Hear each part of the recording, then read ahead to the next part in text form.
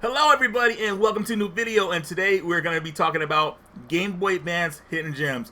I did a video about some of these around like 2 years ago, and a lot of people liked them. So thanks to my buddy John from Entry Gaming, this video is actually dedicated to him. He actually surprised me and sent me a Game Boy Advance system with a light mod inside of it. So really pumped up about that. So this made me decide to do another video on Game Boy Advance hidden gems. So I went through the collection, pulled out some games. Hopefully these will be some games that some of you guys have never heard of, some interesting titles. So John, another shout out to you, man. Thank you so much, man. I appreciate you. And on with the gems.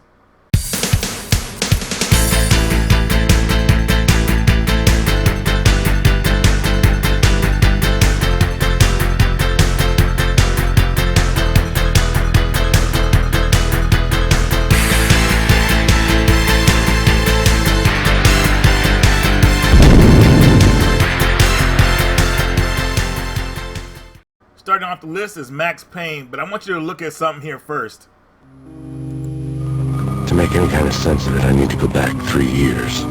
Back to the night the pain started. I was still on the force back then. NYPD, Manhattan, Midtown North Precinct, Hell's Kitchen. So when are you coming to work for me, Detective Payne?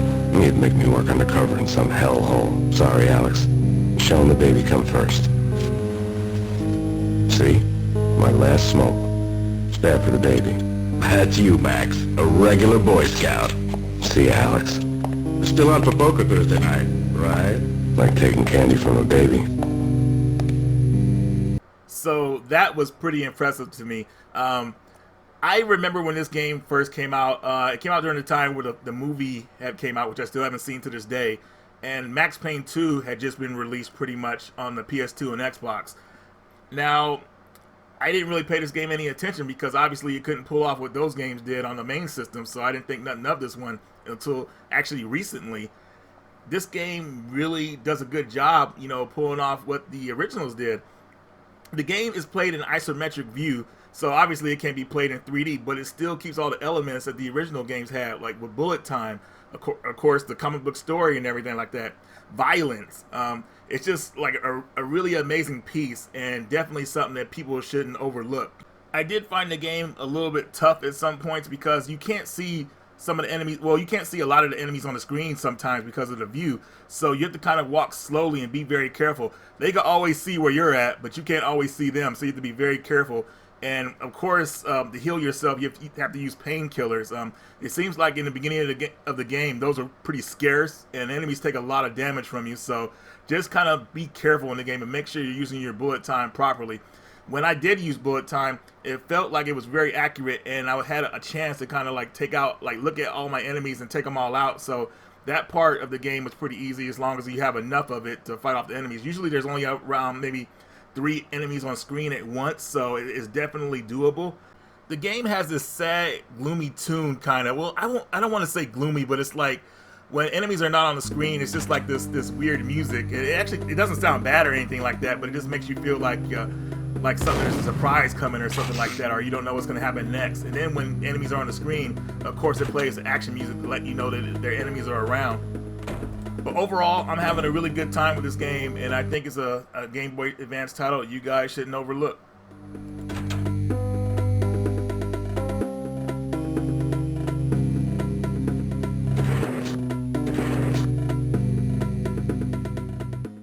And next up, we have Pinky and the Brain, the Master Plan. Now, I had no idea about this game. My buddy Evan actually told me about this game, and I think we did a trade for it a while back, and I was pretty much impressed with it. I felt like I've always said this in my videos before. Like I felt like the SNES was pretty much one of the best platform systems out there for 2D games, and I always felt like the Game Boy Advance was pretty much the sequel to the Super Nintendo. And there's a lot of games like this on that system. Now, just going into the game is a platform game like you're seeing here. Lots of different puzzles and stuff like that. Kind of like it mixes the flow pretty much. There's even a shoot 'em up level, which is really cool. Probably I would consider this level probably the best level in the game. Wait, I take that back. Not the best level in the game, but definitely one of my favorite levels because it comes at a total surprise. Now, during the platform levels in this game, as you saw earlier, you could play as Pinky or Brain. I actually prefer Brain because he has like the double jump, and I actually liked him more in the cartoon because he was really funny. But both characters pretty much play the same, minus some minor differences. Also in this game, it does use a password system, so it doesn't save progress. You have to like write down the passwords, which is pretty old school, which is actually kind of helpful for a game like this. And also, there's many games like that kind of remind you of a Dance Dance Revolution or Bust a Groove, things like that, where you're trying to get out of a shark and you're trying to dance and like I guess move him and like tickle him or whatever like that, so he can cough you out of his body. It's pretty funny, but it shows you how the game has a lot of different elements to it. They kind of like switch things up because obviously too much platforming could get a little bit boring if they don't change the formula a little bit in that platforming. So they decided to put a lot of mini games in here that kind of mix things up, and I think that's one of the main things that makes the game shine. So I want to say thanks to my buddy Evan for putting me onto this game. I most likely would not have known that this one existed because there's not that many Animaniac games out there, at least that I know of.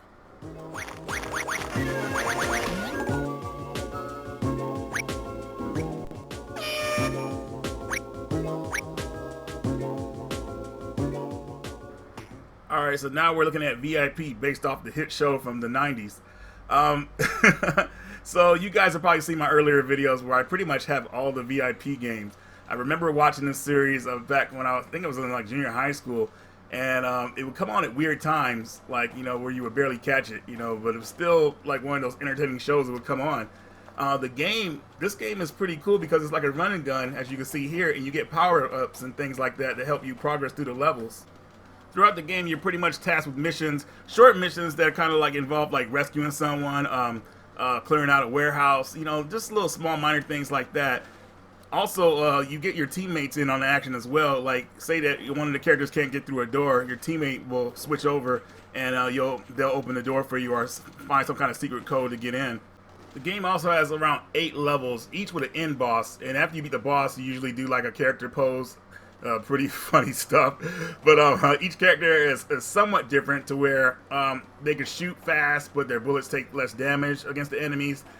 Some enemies some of your characters shoot slow, but when they hit the enemy, of course, it takes massive damage. So little things like that. But overall, what I played of the game, I'm actually really enjoying it, and I think a lot of people will too. It's a very uncommon game, and you wouldn't think that this one would be probably like a good game to play, but it is. Especially if you're a fan of games with 2D sprite work, you know, this is definitely a throwback to games I like. It kind of feels, I want to compare it to Rolling Thunder a little bit, but not really. No, I shouldn't compare it to Rolling Thunder. But anyways, a solid game, VIP for the Game Boy Advance. Let me know what you guys think of this one.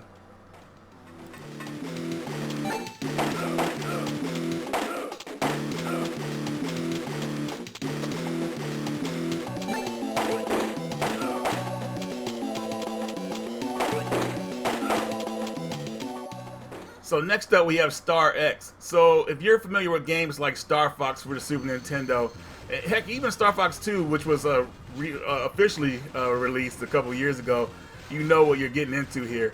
So pretty much it plays like those games, 3D rail shooter. My only problem with the game was that it didn't seem to have a lock-on system, which I feel was, like, for me, playing the Star Fox games was essential to being really good at them. But other than that, that's probably my only pet peeve. I mean, you could definitely play the game without a lock-on system. You just gotta make sure you're aiming properly if you can. It does have a couple of all-range mode levels, which is pretty cool. So you can pretty much fly everywhere, anywhere you want to go on the battlefield. And you can see on the bottom left corner here your targets, which are the red dots. Putting this one in after a while, you know, it took me a while to get good at it. I actually lost on the second level, which I was shocked, and I thought I would have this game in the bag pretty much, but it's going to take a little bit of practice to get my flow back. But I do like that the game has sub-weapons like bombs you can use to kind of clear out the screens. And it has some cool boss battles in it as well. I would say it's definitely like right up your alley if you're like into the Star Fox type games.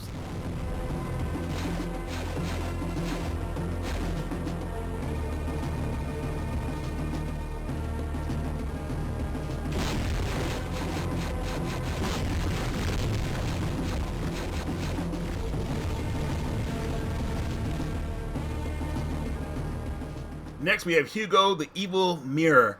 So, okay, golly, whoever thought these troll characters were cute were just totally like, I don't know what they were thinking, but any, oh my god. Anyways, pretty much you play as Hugo. Well, Hugo gets kidnapped. I'm assuming that's Hugo, and pretty much this lady does what anyone would do: stomp him out because he's so ugly. Anyway, no, I'm just kidding, but not really. Anyways, the game pretty much plays like a Bubble Bobble game.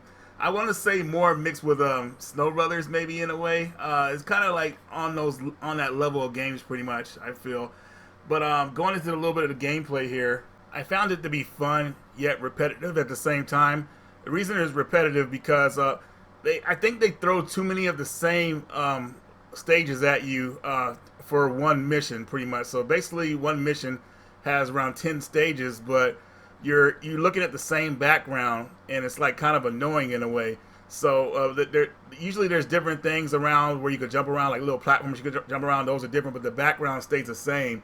And on the final level of that stage, you fight a boss. It's pretty cool and everything, but I just think they could have did a better job of kind of like maybe like putting things like so like where it's kind of mixed up a little bit, so you feel like you're making a lot of progress. But other than that, it's still a fun game. I had a good time with this one. It's just probably better to play it in short increments, I would think. But I ended up playing it for about an hour my first time playing it, so it pulled me in definitely. Has the potential, but I would just say maybe I don't know, just go into it knowing that. Also, when I said it plays like Bubble Bobble and the other game was the Snow Brothers, I guess I meant more like if you guys remember that game Turn Pop from by Data East, or it was a Turn Pop or something like that. I think that was it or something like that. It plays like that with the vacuum cleaners and you suck the monsters up and everything. This game, you pretty much like the monsters keep coming on the screen until you block where they come from. So you have to kind of freeze their entry point, and that helps you with the level. Then you get the remaining monsters, and you continue on. But anyways, that's how simple this game is. So definitely, if they like what you're seeing here, let me know what you think. I'd like to know.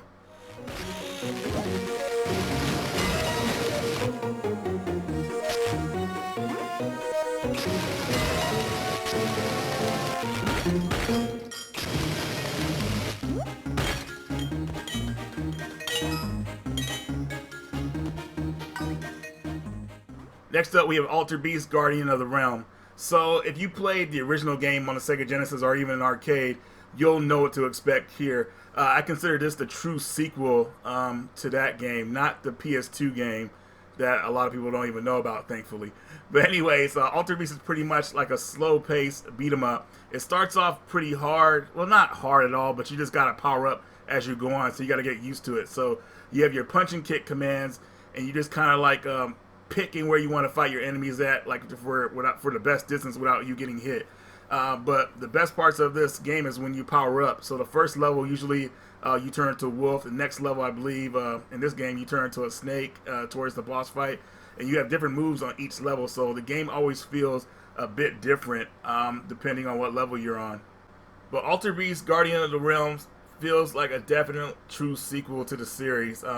I know there's one on the PS2 that came out in PAL territories only, but that game's a sequel in, I guess you could say, name only in a way. It's just really weird game. But this one is a true sequel to the first game. So I would say if you're a fan of the first game, definitely check this one out. I think you might even find it better than the original game.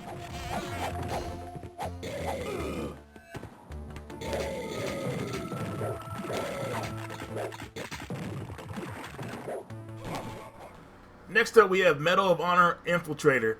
Now, this game pretty much is a top-down shooter. Actually, it's more than that. It's not only a top-down shooter, but it actually has first-person levels as well. And not only that, if you have 2 cartridges for this game, you can play up to 2 players. So, really something unique and fun. That's something I always really liked about the Game Boy Advance, is when companies made games that were pretty much like counterparts from the console systems, they were able to experiment and try new things with them. And this is the result of that. We got a really cool top-down shooter game. I like how the company also played it safe by keeping the original elements of the Medal of Honor series in this game by making it a first-person shooter as well. Or maybe more those levels, I would call them more rail shooters. I don't really know. It really depends on how you look at it. It kind of reminded me of that game Nom Nictorum, if you remember that for the Neo Geo. But if you see this one out there, I would say go ahead and pick it up. It's definitely a solid game. Like I said, they played it safe by adding like 2 modes in it. You know, as you're seeing here, the run and gun mode and also the first person mode. So definitely check this one out.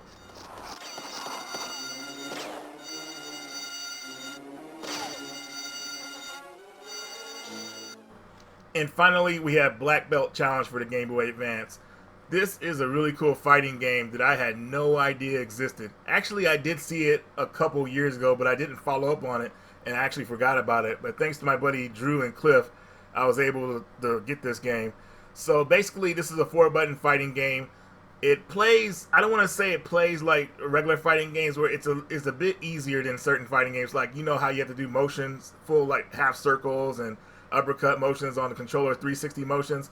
Well, obviously, the Game Boy Advance would have a hard time doing that. So each character has around 2 to 3 special moves, and the way you do those moves is by pushing back or forward with the the punch and the kick buttons, and that's how you do certain moves. So it's a bit easier. Also in this game, you have a combo meter. Well, it's like a super meter, but it doesn't work like your regular meter does. You have to knock your enemy up into the sky, and then you have to like press the buttons in the sequence that they are on your power bar at the bottom. It could be hard because actually when you knock your character up in the air, the whole thing disappears, so you don't remember the sequence it came out in. So you got to really pay attention. I mean, if you're good, you could pull off a really good combo. If not, you could pull off maybe a simple combo. But it just comes down to remembering what you could do. Also, one thing I really like about this game is the music. The music really stands out. The Game Boy Advance wasn't very known for having like good soundtracks for most of their games. You know, some people knew how to utilize the soundtrack system to make it good, but not very many of them. This game actually does it very well. And one of the tracks I'm going to play for you right now is pretty awesome. So let's take a listen.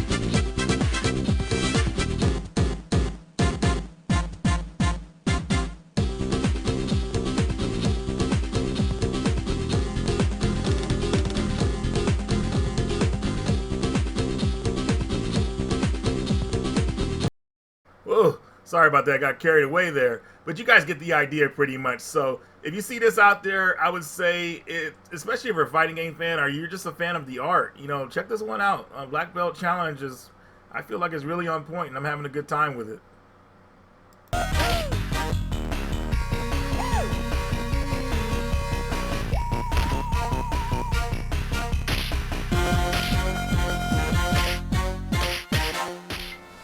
So there you have it, guys. 8 more hidden gems for you guys. Honestly, I didn't think I had it in me, but you know, when I got that Game Boy, I said, you know what, man, we gotta find something. So here they are. And let me know in the future if you guys want me to do more hidden gems videos. I know I've done my channel, but I haven't even done a PlayStation one yet. You know, it's all been about Game Boy so far. So I think that's coming to a close. But hey, you never know in the future. Maybe we'll find some more stuff. We'll see. But let me know in the comments if you're liking these videos, if you want to see more like this. I really appreciate your feedback. And that's pretty much all I got for you guys. Radical Reggie, and I will see you later.